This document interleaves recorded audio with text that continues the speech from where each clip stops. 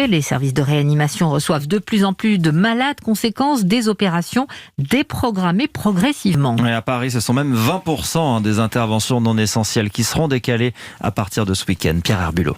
Plus les lits en réanimation sont occupés par les patients Covid, moins Sami Chaibi, chirurgien digestif à l'hôpital de Creil, peut opérer. D'ailleurs, personne ne le sera dans son service la semaine prochaine.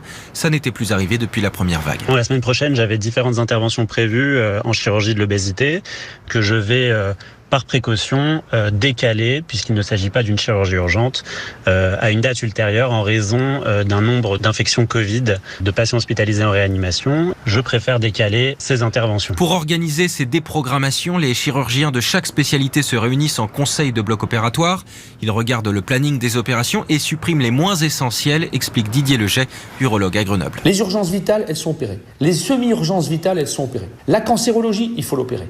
Par contre, la prothèse de hanche, la prothèse de genou, le ligament croisé, le canal carpien, la cataracte, plein de pathologies dites bénignes et fonctionnelles, on va les décaler. Mais certaines de ces pathologies fonctionnelles peuvent se compliquer. D'autant que reprogrammer une intervention chirurgicale peut prendre beaucoup de temps. Dans le service du docteur Chaibi, certains patients attendent depuis le mois de mars de pouvoir être opérés.